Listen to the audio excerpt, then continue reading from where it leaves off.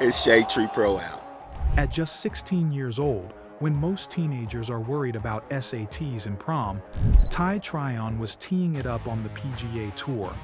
He walked the fairways with grown men, cameras flashing, sponsors circling, and golf writers already calling him the next Tiger. That was in 2001. A high school junior from Orlando who looked like golf's next unstoppable superstar made the cut at the Honda Classic, becoming one of the youngest ever to do so on the PGA Tour. By the following year, he had turned professional, survived all 3 stages of Q School, and earned his PGA Tour card at just 17, the youngest in history to do it that way. To the outside world, the story was obvious. Golf's next megastar had arrived. But inside that story was something else. A teenager overwhelmed by pressure, battling illness, burning out before he had even grown up. A Wonderkid who gave up his youth for golf, only to be swallowed by the very system that promised to make him great. Ty was born William Augustus Tryon in Raleigh, North Carolina in 1984. The nickname Ty came from Chevy Chase's laid-back character in Caddyshack. But Ty wasn't laid back at all when it came to golf. When his family moved to Orlando, the move changed everything. Orlando was a golf paradise. Year-round sunshine, elite academies, and access to the best coaching. By 7, Ty was already working with David Ledbetter, one of the most respected golf instructors in the world. He joined Lake Highland Prep in Orlando, a regular kid at school but already a giant on junior leaderboards. He crushed local tournaments, ranked among the top juniors in the country, and seemed destined for bigger things. His family leaned in. His father, Bill, was heavily involved, and his younger brother, JT, would even caddy for him later on. The foundation was solid: raw talent, a support system, and an environment perfectly suited for golf. Then came 2001. Ty was just 16 when he Monday qualified for the Honda Classic at TPC Heron Bay. That alone was remarkable. But what happened next turned him into a national story. He went out and shot 67 inches the opening round, poised beyond his years. He backed it up with 3 more solid rounds and finished tied for 39th. At 16, the youngest player in decades to make a cut on the PGA Tour, the media pounced. Sports Illustrated, ESPN, Golf Digest. Suddenly this high schooler was the next big thing. Later that summer, he teed it up at the BC Open. After round 1, he was tied for the lead. Imagine that. A high school kid leading a PGA Tour event, even briefly. He eventually finished tied for 37th, but it didn't matter. The message was sent. Ty wasn't a fluke. He was the real deal. Naturally, sponsors noticed. Callaway came calling with a multi-year equipment deal. Target signed him to wear their Massimo clothing line. Reports at the time suggested his endorsement contracts were worth millions combined. The checks were big, the spotlight brighter. For Ty, this was validation. For the golf world, it was prophecy. That same year, at just 17, Ty made a decision that would define his life. He turned professional. He skipped the traditional college route, bypassing the slower maturation that players like Tiger had at Stanford. Instead, he went all in. And then he did the unthinkable. He survived all 3 stages of Q School, golf's most brutal test. At the finals in Palm Beach Gardens, he shot a flawless 66 inches the last round to secure his PGA Tour card for 2002.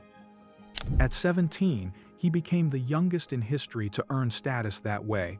The golf world exploded.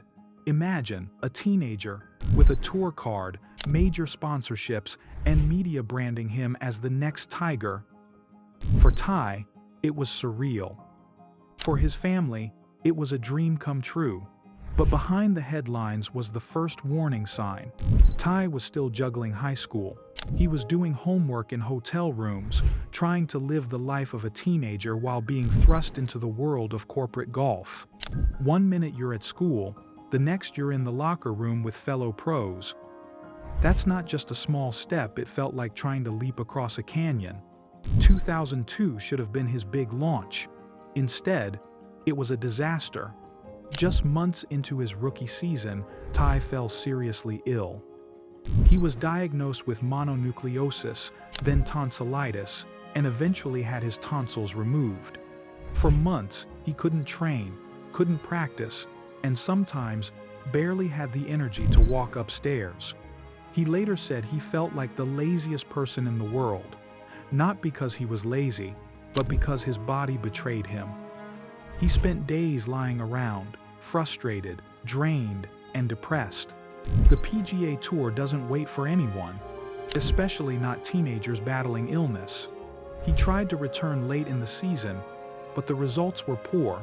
Missed cuts piled up, and momentum faded away. In 2003, the tour granted him a medical exemption. He gave it everything he had, and at Bay Hill, he finally flashed brilliance again, a tie for 10th place, earning nearly $100,000.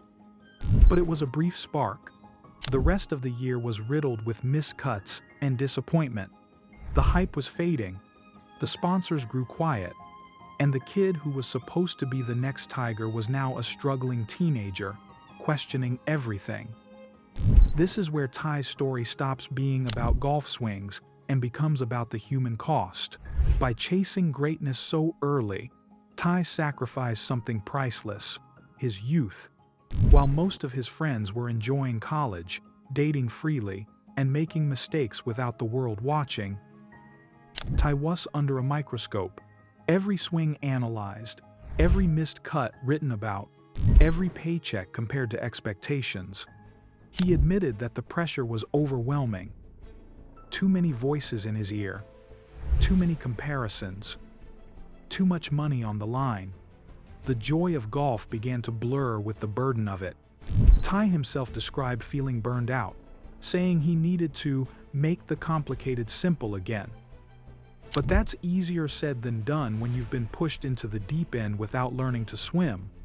After 2003, the slide was steady. Ty bounced around on the nationwide tour, mini tours, and Monday qualifiers. Some weeks he showed flashes of the kid who'd once stared down PGA Tour veterans. Most weeks, it was a struggle. The endorsement deals dried up, and the media moved on to the next prodigy.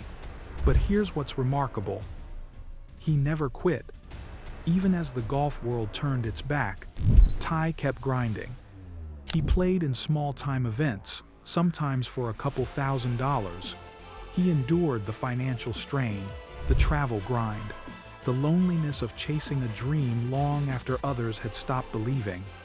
In 2005, he won a small Hooters Tour event. A minor trophy, yes, but proof that the fire was still there. And then, in 2010, a flicker of the old magic returned. Ty qualified for the US Open at Pebble Beach. Against all odds, nearly a decade after his teenage hype, he made the cut. He finished tied for 80th. Not glamorous, not a Hollywood ending, but a reminder that the talent never disappeared. So, what do we make of Tyron? Was he a victim of his own ambition? Of a system that overhyped and oversqueezed a teenager before he was ready? Or was he simply unlucky, a prodigy whose health collapsed at the worst possible time? The answer is probably all of the above. His story forced golf to confront tough questions. Soon after, the PGA Tour set a minimum age requirement of 18 for membership. Would that rule have saved him? Maybe. Maybe not. But it reflected the lesson his story had taught. Today, Tyron lives a quieter life away from the spotlight. He spent years coaching, mentoring, and staying connected to the game on his own terms. He has a wife, Hannah, and a son, Tyson, who often supported him through his later attempts at comebacks. While he never returned to PGA Tour prominence, he carved out a life that still revolves around golf. And here's the thing. Greatness isn't only measured in trophies. Sometimes, greatness is simply in the courage to keep going when no one's watching. Thank You may not have become Tiger, but he remains unforgettable. Not as a cautionary tale alone, but as a human story about the cost of chasing dreams too soon.